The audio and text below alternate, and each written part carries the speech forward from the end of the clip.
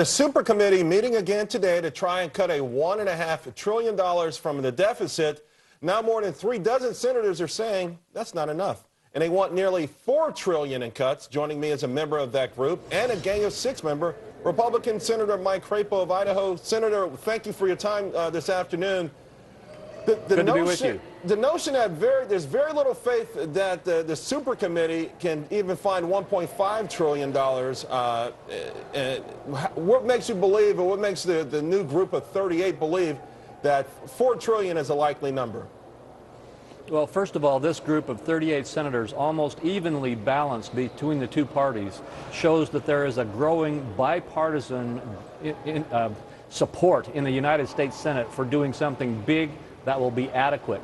Your question about why do we think we can get there is answered easily by the various proposals that are already on the table. You mentioned the Gang of 6 proposal. There is the Bowles-Simpson proposal, the Rivlin-Domenici proposal, and a number of other studies that have shown how to do it. The problem is not figuring out how to do it.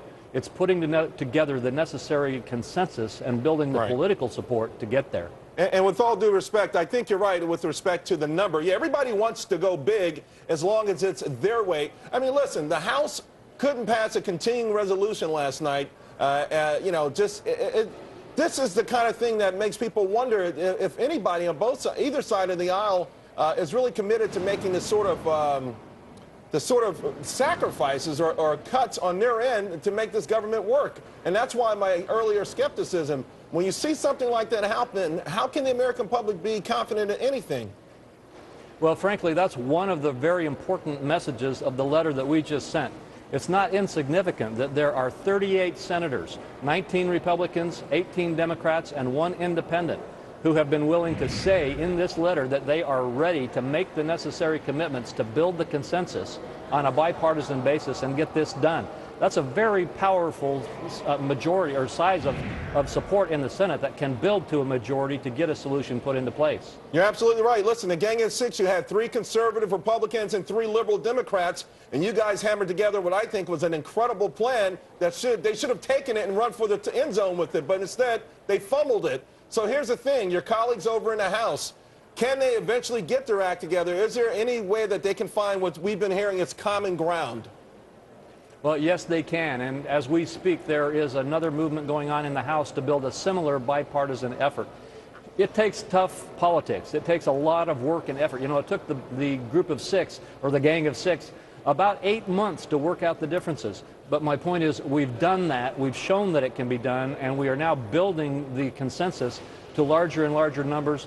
I think that the same kind of momentum can work in the House. And frankly, it has to work in the House and in the Senate. We cannot be satisfied with just a $1.5 trillion response to the debt crisis that we face. If we do just that, I don't think that the markets are going to respect it, and that it will not really get us out of the woods. Right. The markets won't respect it, and I don't think the public will either. We've got about a minute, so give our audience a sense of what the best $4 trillion proposal would look like that should go through. Give us an idea of the spending cuts and the tax cuts, if you will.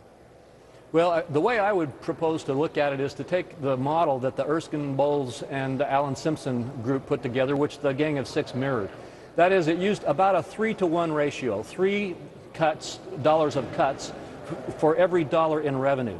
And on the revenue side, it focused not on raising taxes, but on reforming the tax code in a way that would actually result in lower rates, flattening the code, removing a lot of the tax expenditures, and growing the economy, putting a pro-growth program into place to develop a stronger economy and have the revenue piece of our solution be a growth of the economy. I think that's the way we ought to move forward. We've got to remember that in addition to cutting spending, which we must do, we must control the excess appetite in Washington for spending. We also need a pro-growth program, and the foundation for that pro-growth effort should be a major reform of our tax code. Well, sir, all I can tell you is I wish you luck. I think if a plan like that does go through, the Dow will be up thousands of points, and we would be on our way to solving our problem. So I agree with you. Keep up the good fight. Thank you very much, Senator Mike Crapo. We appreciate it. Thank you.